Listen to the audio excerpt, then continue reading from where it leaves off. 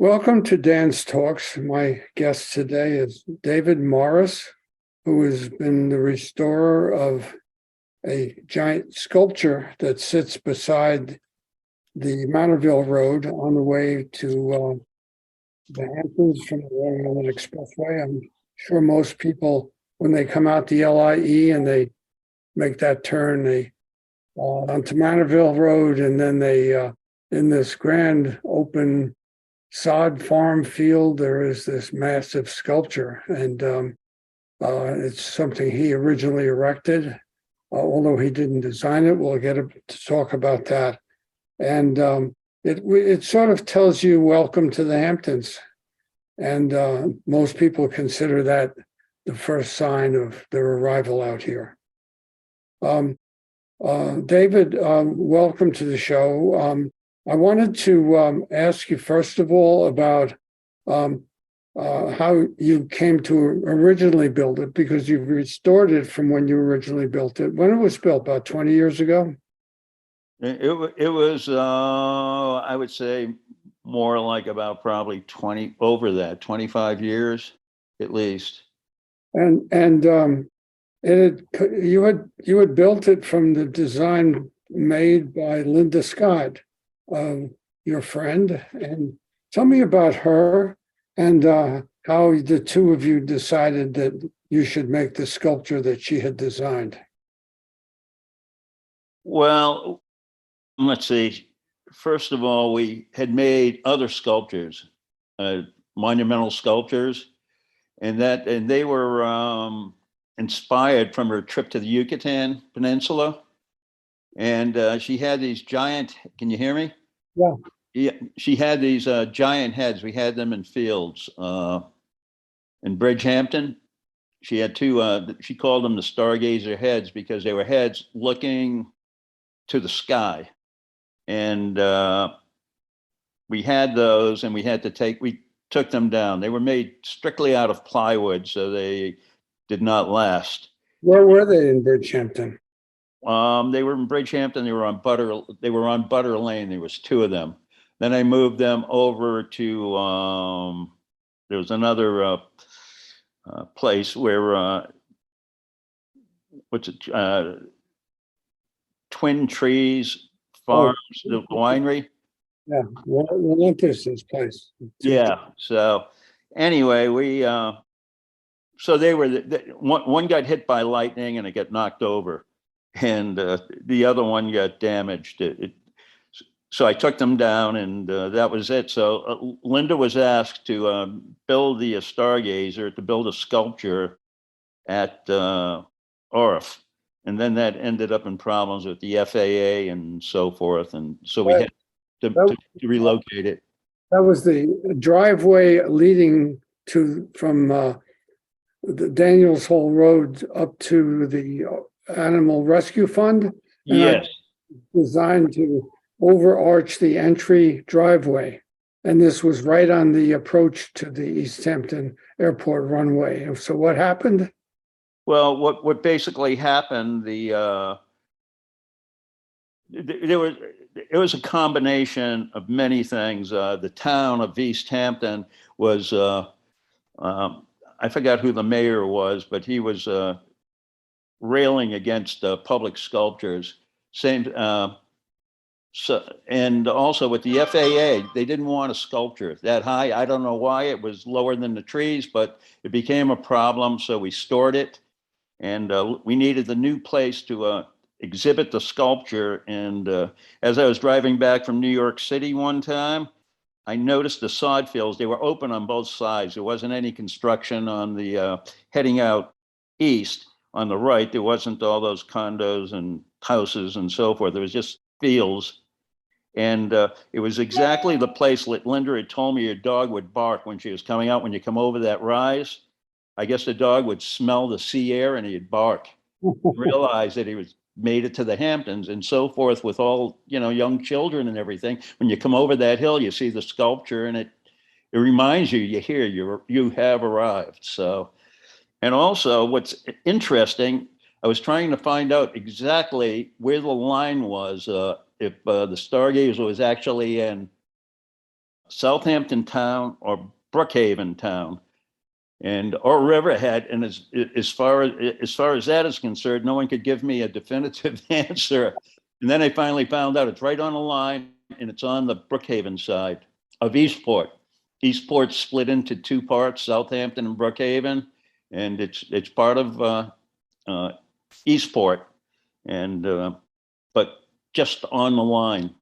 I think the line is right there. You're coming into, So it's really the yeah. gateway to the Hamptons for sure. When did you build it on the site, or did you build it elsewhere and move it to the site? What we had done is I had it, no, I moved it. It was in pieces and I moved it to the site. The steel was fabricated in Manorville from Trocchio steel. And the whole shape of the sculpture, I laid it out on the floor of their fabricating facility, and they built a steel. They used that shape, and built a steel to fit within the shape. So it's really quite beautiful. It appears that be the head and shoulders of a deer, I think, is most. Basically, it's a head looking up to the sky. An animal. Yeah, and Linda would have had me erect it without the ears, and I told her I cannot do a cut that high with the wind. We need some stabilizing. And she said, "Oh wow, I'll do some ears, and that will help support it." And because of the ears, I have large footings, bell-shaped footings. So we have compression and tension, and that's what really supports it, the ears. How tall does it rise up? 50 feet. Wow. Yeah, you sure. Everyone's seen it. And it fell into disrepair after 20 years or so. And what were the causes of that? Well, basically, when we first, because of the budget, we were looking at different ways to cover it, different coverings. And a friend of mine who helped construct it the first time, a gentleman by the name of George Kafori, knew Eddie Churros, stucco at the Hamptons. And that's when the Drive It first came out. That's synthetic stucco. Mm-hmm. So we used that. But unfortunately, that system failed. Had a lot of faults in it. It was porous, and also water get in. I had problems with birds. Woodpeckers made holes in the top. Once water get in, it deteriorated the plywood. So how did you, I mean, it's a massive effort. Linda passed away some years ago. Yes. And it must have been in this sort of disrepair at the time. She must have talked to you about fixing it. We did. We repaired it, and we tried to repair it. We did. We had some success, and we're very thankful to the Hampton Jitney. Jeff Lynch donated money, to keep the repairs going. But ultimately, after she passed away, it just deteriorated at a very rapid rate. Did you ever consider just thinking, well, that's that, and take it away? The thought did cross my mind. but then I thought Linda would haunt me if I did that. So I recall Linda well. She was a beautiful woman, and she was also a painter. I remember her taking me to a barn where she had her work in progress, and she was a very prolific artist. She was. She's a great draftsperson. She liked to draw. She would draw every day, and she would paint.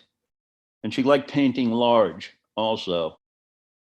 Many of her paintings were about 7x9, or the larger ones that were over 8 feet, 8x10s. They were a real problem to move around. I don't know how many times I took door jambs and doors off just to get the paintings out of the building. So how did you proceed to finally get this thing rebuilt? It must have cost quite a bit of money to do it better and do it right, and it takes some time, but also your effort and the material. How is the material different? Okay, I basically stripped everything down to the steel. We cleaned the steel, we painted it, we coated it with a special rust preservative, high rust preservative. Then we basically built it the same way, but this time the stucco of the Hamptons, we used the same person, Eddie Kuros, and we added drain board to it. We added different layers, like 3 more layers to it, and then he used real stucco this particular time with meshing. So, What do you think its lifespan will be this time? from what he told me, in similar projects he has done on buildings, he thought it would go 40 to 50 years. That'd be great. Yeah, I will not be around. Someone else will have to take care of it. Well, what's your background that enabled you to know how to make something that's 50-foot tall stay up and last even 20 years? Were you trained in engineering? I had gone to school for civil engineering at Roger Williams University, and my father had a construction business, and also my best friend, his father had a construction business, industrial contracting. So I did quite a bit of work for them, and participated in building glass factories, actually. So I have a lot of experience with giant footings and steel. So where was this? But where was the work done that you did earlier? for what's that? The things you did for your father and your that was in Rhode Island. We did work in Connecticut, in Dayville, Connecticut, Knox Glass. I don't know if it exists anymore, but anyway. How did you come to meet Linda? I was involved in a group, this city yoga group, and she had a friend, Sheila Isham and Haywood Isham. And Haywood Isham, here's a former ambassador. Yeah, I know the name. And he knew Linda. He was also involved with the yoga. And my ex-wife was painted a series of murals for Swami Muktananda. They were in the ashram meditation hall. They were all women saints. And Linda had loved her painting. So, after I was divorced, Haywood said, "Oh, you should meet David Morris, his ex-wife. He was married to that woman where you love those giant paintings." And we met, and Haywood Isham introduced us. And from then I saw her. There was something about her. There was a glow about her. Yeah. I mean, there was just something. There was an aura around her. She was magical. And we just hit it off. And and she invited me over to her house. And there was something she had written on the wall, which really struck me. And it was, "That which you were looking for is that which is looking." And it's basically all about meditation. I said, "Oh, this gal has it together." Where did she live? Out here? She lived out here. She had a place south of the highway in Southampton. And, she was part of there's a whole group of people there that were south of the highway she was friends with. So you needed to raise the money to make this happen. How did that come along? Through you, kind of, in a way, mentioning it. You really helped immensely with some of the articles about the Stargazer and so forth. And because we were having a fundraising event and a GoFundMe, some of the other people who have foundations saw it in Dan's paper, and they contacted us.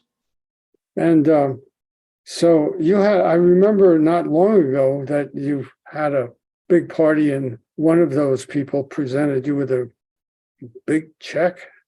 Yeah, we had a like a reception at the sculpture, and Dr. Harvey Manis, by the way, is running for the House of Representatives, and he has foundations and all kinds of things. He's very generous and very nice, and he presented me with a check for $100,000. Yeah. And then there was other people. It was the Flag Art Museum that gave me another check for $50,000, and then another check for $10,000, and then the whole total amount of everything with the fundraiser. It came. We spent about $200,000 to erect the sculpture, total. That's wonderful that it's there. Now I see signs in front of it. What does that say? I go by there so fast can't read On it. a sign, it says the Pollock. The Manis Peace Prize Foundation, and then there's the Flag Art Foundation from Glenn Furman, who runs that. So you have two signs. And you're planning on having another party out there soon? We are on June 25th. We're going to have a reception, small reception for Harvey Manis and whoever, some of the donors. What time? Is this June 25?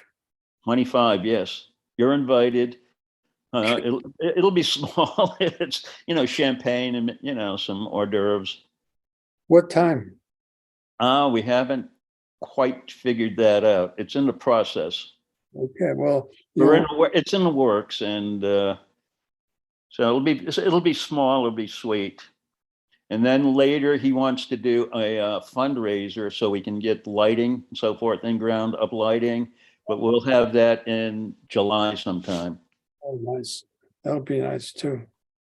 Well, I just want to congratulate you and tell you that you made a big difference to a lot of people who enjoy that. And before that, for many, many years, I think there was a predecessor to when people felt they had left the city, and it was called Grace's Hots. She was a woman who sold hot dogs from a trailer on the side of the Manorville Road.